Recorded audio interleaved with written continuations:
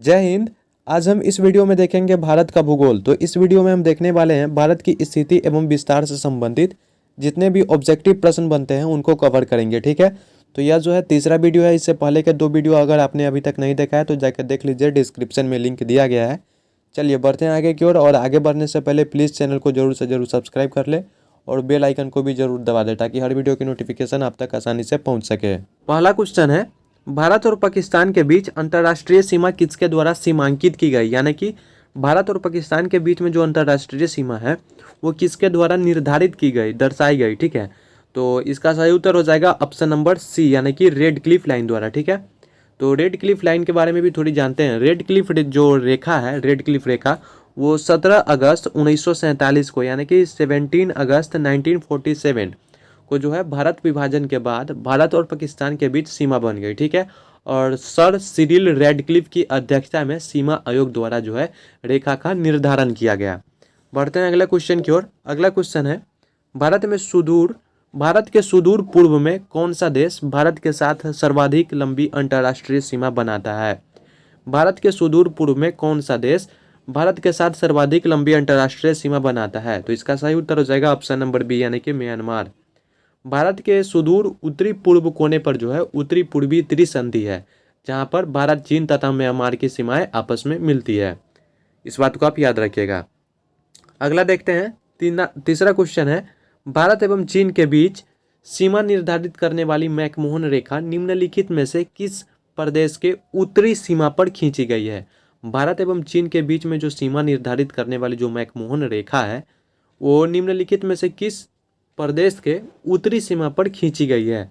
तो इसका सही उत्तर क्या हो जाएगा? इसका सही उत्तर हो जाएगा ऑप्शन नंबर डी, यानी कि अरुणाचल प्रदेश के जो है उत्तरी सीमा पर मैकमोहन रेखा खींची गई है, जो कि भारत और चीन की सीमा का निर्धारण करती है। ठीक है, हेनरी मैकमोहन ब्रिटिश विदेश सचिव थे और मैकमोहन ने जो है भारत की ओर से उस सीमा रेखा को निर्धारित करने वाले समझौते और नक्शे पर हस्ताक्षर किए, जबकि जो है तिब्बत की ओर से वहाँ की सरकार प्रतिनिधि लोचन सात्रा ने हस्ताक्षर किए। तिब्बत जो है अभी चीन के कब्जे वाला हिस्सा है। ठीक है, अगला क्वेश्चन देखते हैं। चौथा क्वेश्चन देखेंगे, निम्नलिखित में से किस देश के साथ भारत की अंतर्राष्ट्रीय सीमा नहीं लगती है? ये चार ऑप्शन है और इनमें से चुनना है किन देश के साथ जो है वो भारत की सीमा नहीं लगती है। तो इसका सही उत्तर हो जाएगा ऑप्शन नंबर डी, श्रीलंका के साथ जो है भारत की सीमा नहीं लगती। ये चार जो ऑप्शन दिए गए हैं, पाकिस्तान, बांग्लादेश, भूटान एवं श्रीलंका, तो पाकिस्तान, बांग्लादेश एवं भूटान के साथ जो है भारत की सीमा लगती है, लेकिन श्रीलंका के साथ जो है वो भारत की सीमा बिल्कुल भी नहीं लगती है। ठीक है, तो इसका सही उत्तर हो जाएगा ऑप्शन नंबर डी। श्रीलंका जो है वो हिंद महासागर में चारों ओर से घिरा हुआ एक द्वीप पर बसा हुआ देश है। ठीक है, और द्वीप कहते किसे हैं? तो यह जो अगर मान लीजिए यह अगर श्रीलंका हुआ, इसी आकार में थोड़ा सा, तो इसके चारों ओर जो है पानी है। ठीक है, वैसा क्षेत्र जिसके चारों ओर जो है पानी हो तो द्वीप कहलाता है। तो ऐसा ही है, श्रीलंका के चारों तरफ से पानी है तो ये एक प्रकार का द्वीप हुआ, और श्रीलंका जो है हिंद महासागर में चारों ओर से घिरा हुआ एक द्वीप पर बसा हुआ देश है, और इसके उत्तर में जो है वो भारत है, और इसके अलावा इसके आसपास जो है वो कोई भी देश नहीं है। इसके चारों ओर जो है पानी ही पानी है, केवल एक बगल छोड़ करके, वो कौन? उत्तर में छोड़ करके, क्योंकि इसके उत्तर में, श्रीलंका के उत्तर में जो है वो भारत देश है। ठीक है, अगला क्वेश्चन देखते हैं, पांचवा क्वेश्चन, निम्नलिखित में से कौन सा देश भारतीय उपमहाद्वीप के अंतर्गत शामिल नहीं किया जाता है? इनमें से कौन सा देश जो है वो भारतीय उपमहाद्वीप के अंतर्गत शामिल नहीं किया जाता है? तो इसका सही उत्तर हो जाएगा ऑप्शन नंबर सी, यानी कि श्रीलंका। क्या हो जाएगा सही उत्तर? Option number C, Sri Lanka. Sri Lanka, अभी आपको कारण बताया, श्रीलंका जो है हिंद महासागर से चारों ओर से घिरा हुआ एक द्वीप पर बसा हुआ देश है, और इसे जो है भारतीय उपमहाद्वीप के अंतर्गत शामिल नहीं किया जाता है। पढ़ते हैं अपने अगले क्वेश्चन की ओर। अगला क्वेश्चन ये रहा, छठा क्वेश्चन, निम्नलिखित में से किस भारतीय राज्य की समुद्री तटीय सीमा सबसे छोटी है? इन सभी राज्यों में से जो बताना है वो भारत की जो ये राज्य है इनमें से समुद्री तटीय सीमा सबसे छोटी किसकी है? तो इसका सही उत्तर हो जाएगा ऑप्शन नंबर ए, यानी कि गोवा। ठीक है, गुजरात जो है वह सबसे अधिक समुद्री तटीय सीमा वाला राज्य है, और जबकि जो है सबसे कम समुद्री तटीय सीमा वाला राज्य जो है वो गोवा है, और सबसे अधिक गुजरात। अगला क्वेश्चन देखते हैं, 7 नंबर क्वेश्चन ये रहा, भारत की सबसे लंबी अंतर्राष्ट्रीय सीमा किस देश के साथ है? यह क्वेश्चन अनेकों बार एग्जाम में पूछे गए हैं, तो इन्हें आप थोड़ा ज़्यादा याद रखिएगा, ठीक है। तो भारत की सबसे लंबी अंतर्राष्ट्रीय सीमा किस देश के साथ है? तो इसका सही उत्तर क्या हो जाएगा? ऑप्शन नंबर डी, यानी कि बांग्लादेश के साथ, ठीक है। बांग्लादेश के साथ जो है वो भारत की स्थलीय सीमा जो है वो 15,106.7 किलोमीटर, ठीक है। 15,106.7 किलोमीटर जो है वो बांग्लादेश के साथ भारत की सीमा लगती है, ठीक है। जो कि 17 प्रदेशों और 92 जिलों में है। इन्हें भी आप याद रखिएगा, ठीक है। तो भारत के साथ और बांग्लादेश के जो स्थलीय सीमा लगती है उनकी दूरी क्या है? तो 15,106 किलोमीटर, 106.7 किलोमीटर, यानी कि लगभग में बोले तो 15,100 किलोमीटर लगभग में, ठीक है। ऐसे आप पॉइंट में वैल्यू नहीं याद रखिएगा, तो लगभग में वैल्यू आप याद रखेंगे, इससे आप ऑप्शन देख करके सही कर सकते हैं। बढ़ते हैं अगले क्वेश्चन की ओर। अगला क्वेश्चन देखते हैं, 8वां क्वेश्चन। निम्नलिखित में से भारत की सबसे छोटी स्थलीय सीमा किस देश के साथ है? निम्नलिखित में से भारत की सबसे छोटी स्थलीय सीमा किस देश के साथ है? तो इसका सही उत्तर हो जाएगा ऑप्शन नंबर डी, यानी कि भूटान के साथ, ठीक है। उपरोक्त विकल्प में जो है, उपरोक्त विकल्प में से भारत की सबसे छोटी स्थलीय सीमा भूटान के साथ, जो कि 699 किलोमीटर, कितना?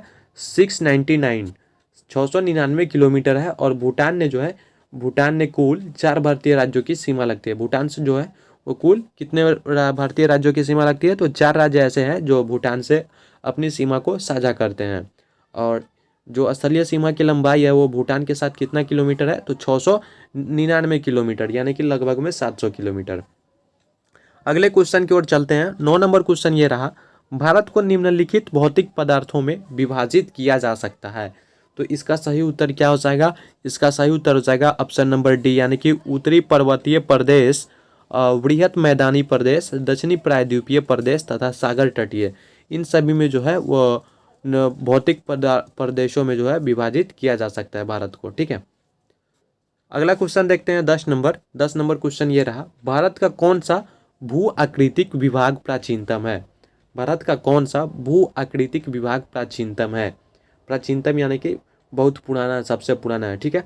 तो इसका सही उत्तर हो जाएगा ऑप्शन नंबर सी, यानी कि प्रायद्वीपीय पठार। 10 का ऑप्शन नंबर सी सही हो जाएगा, प्रायद्वीपीय पठार। प्रायद्वीपीय पठार प्राचीनतम भूभाग का एक हिस्सा है, जो कि क्रिस्टलीय, आग्नेय व रूपांतरित शैलों में इनका निर्माण हुआ है। अगले क्वेश्चन की ओर चलते हैं। 11 नंबर क्वेश्चन ये रहा, गारो खासी एवं जयंतिया पहाड़िया संरचना एवं उत्पत्ति की दृष्टि से निम्नलिखित में से किसका भाग है? तो इसका सही उत्तर हो जाएगा ऑप्शन नंबर बी, यानी कि पूर्वोत्तर की पहाड़ी का। जयंतिया और गारो खासी जो है असम के सुरमा कांठे में स्थित प्रदेश, जो प्रायः असम के पठार कहे जाते हैं। और यह जो है विस्तार में पूरब से पश्चिम 225 मील लंबा और 70 मील जो है वो चौड़ा है, ठीक है। पूरब से पश्चिम कितना? 225 मील लंबा और 70 मील चौड़ा है। अगला क्वेश्चन देखते हैं, 12 नंबर क्वेश्चन। 12 नंबर क्वेश्चन ये रहा, निम्नलिखित में से कौन सा तट पश्चिमी तट का भाग नहीं है? निम्नलिखित में से कौन सा तट जो है वो पश्चिमी तट का भाग नहीं है? तो इसका सही उत्तर क्या हो जाएगा मेरे दोस्त? इसका सही उत्तर हो जाएगा ऑप्शन नंबर डी, यानी कि कोरोमंडल तट। अगर क्वेश्चन का आंसर आपको पता हो तो प्लीज़ वीडियो को पॉज करके और कमेंट में आंसर को जो है ज़रूर लिखें। इससे होगा कि आपको पता चल पाएगा कि आप कितना तैयारी किए हैं और आप कितना सही कर पाते हैं और कितनी बेहतर करने की ज़रूरत है, जिससे आपका एग्ज़ाम में परफॉर्मेंस अच्छा से अच्छा हो सके, ठीक है। तो इसका सही उत्तर क्या हो जाएगा? ऑप्शन नंबर डी, यानी कि कोरोमंडल तट, जो कि जो है निम्नलिखित में से कौन सा तट पश्चिमी तट का भाग नहीं है? तो कोरोमंडल तट आंसर हो जाएगा। कोरोमंडल तट जो है वो भारतीय प्रायद्वीप की दक्षिणी पूर्वी तट रेखा को दिया गया नाम है, ठीक है। और यह क्षेत्र जो है चोल राजवंश द्वारा शासित रहा है। मतलब इस क्षेत्र पर जो है वो चोल राजवंश ने शासन किया था। अगला क्वेश्चन देखते हैं, 13 नंबर क्वेश्चन। भारत का पूर्वी समुद्री तट किस नाम से जाना जाता है? भारत का जो पूर्वी समुद्री तट है वो किस नाम से जाना जाता है? तो इसका सही उत्तर हो जाएगा ऑप्शन नंबर बी, यानी कि कोरोमंडल तट। इसके बारे में भी अभी आपको बताया है, कोरोमंडल तट। और यह जो जिस क्षेत्र में आता है वहाँ जो है अभी मतलब पुराने समय में चोल राजवंशों ने शासन किया था। इस बात को आपको बताया है कोरोमंडल तट के बारे में, ठीक है। तो बढ़ते हैं अगले क्वेश्चन की ओर। 14 नंबर क्वेश्चन देखते हैं, कोंकण तट कहाँ से कहाँ तक विस्तृत है? कोंकण तट जो है वह कहाँ से कहाँ तक विस्तृत है, यानी कि फैला हुआ है?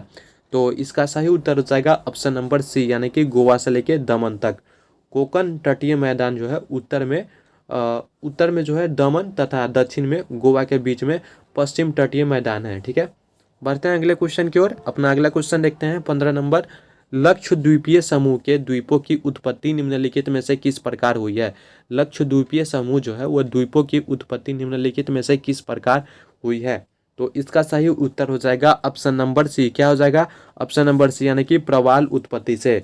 लक्षद्वीपीय समूह की जो उत्पत्ति हुई है वो प्राचीन काल में हुए ज्वालामुखी विस्फोट से निकले लावा से हुई है। ठीक है, और यह भारत की जो है मुख्य भूमि से लगभग 400 किलोमीटर दूर पश्चिम दिशा में अरब सागर में अवस्थित है। ठीक है, पढ़ते हैं अगले क्वेश्चन की ओर। 16 नंबर क्वेश्चन देखते हैं। 16 नंबर क्वेश्चन ये रहा, भारतीय क्षेत्र में स्थित दो ज्वालामुखी द्वीप है। तो इसका सही उत्तर हो जाएगा ऑप्शन नंबर सी, यानी कि बैरन तथा नारकोंडम। बैरन एवं नारकोंडम जो है वो भारतीय क्षेत्र में स्थित दो ज्वालामुखी द्वीप है। बैरन द्वीप अंडमान निकोबार द्वीप में सबसे पूर्वी द्वीप है। बैरन द्वीप जो है वो अंडमान द्वीपों में सबसे पूर्वी द्वीप है, और यह जो है भारत की ही नहीं अपितु यानी कि बल्कि दक्षिण एशिया का जो है एकमात्र सक्रिय ज्वालामुखी है। कौन, बैरन। ठीक है, दक्षिण एशिया का एकमात्र सक्रिय ज्वालामुखी कौन है, तो बैरन। और भारत में स्थित दूसरे ज्वालामुखी का नाम जो है वो नारकोंडम है, जो कि नारकोंडम द्वीप पर स्थित है। अगले क्वेश्चन की ओर चलते हैं। 17 नंबर क्वेश्चन को देखेंगे। न्यू मूर द्वीप कहाँ है। न्यू मूर द्वीप कहाँ है। तो इसका सही उत्तर हो जाएगा ऑप्शन नंबर सी, यानी कि बंगाल की खाड़ी में। बंगाल की खाड़ी में स्थित न्यू मूर नामक छोटा सा द्वीप पूरा जो है जलमग्न हो चुका है। ठीक है, अगला क्वेश्चन देखिए 18 नंबर। निम्नलिखित में से कौन सा एक द्वीप है। निम्नलिखित में से कौन सा जो है एक द्वीप है। तो इसका सही उत्तर हो जाएगा ऑप्शन नंबर बी, यानी कि द्वीप। द्वीप जो है अपने खूबसूरत सी बीचेज, चर्च और नेचुरल ब्यूटी के लिए जो है वो प्राकृतिक सुंदरता, नेचुरल ब्यूटी यानी कि प्राकृतिक सुंदरता के लिए दुनिया भर में पॉपुलर है, यानी कि प्रसिद्ध है। और अरब सागर में जो है एक द्वीप के रूप में बसा यह टूरिस्ट पैलेस गुजरात के एक छोर पर उपस्थित है। ठीक है, बढ़ते हैं अगले क्वेश्चन की ओर। अगला क्वेश्चन देखते हैं 19 नंबर। स्वतंत्रता से पूर्व कौन सा भारतीय क्षेत्र काला पानी के नाम से जाना जाता था। स्वतंत्रता से पूर्व यानी कि कहने का मतलब 1947 से पहले जो है वो भारत कौन सा भारतीय क्षेत्र ऐसा है जो कि काला पानी के नाम से जाना जाता था। तो इसका सही उत्तर हो जाएगा ऑप्शन नंबर बी, यानी कि अंडमान निकोबार द्वीप समूह। 19 का ऑप्शन नंबर बी सही हो जाएगा। अंडमान निकोबार पर बनी जेल में जो है आज भी काला पानी की दर्दनाक दास्तां गूंजती रहती है। ठीक है, अगला क्वेश्चन देखते हैं 20 नंबर। लक्षद्वीप समूह स्थित है। लक्षद्वीप समूह स्थित है, तो यह कहाँ स्थित है। पिछले वाले क्वेश्चन में आपको बताए थे, याद है आपको अगर तो कमेंट में आंसर पिन कीजिए। क्या हो जाएगा इसका सही उत्तर, ऑप्शन नंबर ए सही हो जाएगा, यानी कि अरब सागर में जो है लक्षद्वीपीय समूह स्थित है। लक्षद्वीप जो है वो भारत के दक्षिण पश्चिम में अरब सागर में स्थित एक भारतीय द्वीप समूह है, और इसकी जो राजधानी है वो कवरत्ती है। ठीक है, ऐसे ही और भी वीडियो देखने के लिए please Sitamarhi education YouTube channel को जो है ज़रूर से ज़रूर सब्सक्राइब कीजिए। चलिए मिलते हैं किसी ऐसे ही अगले वीडियो में, तब तक के लिए जय हिंद, वंदे मातरम।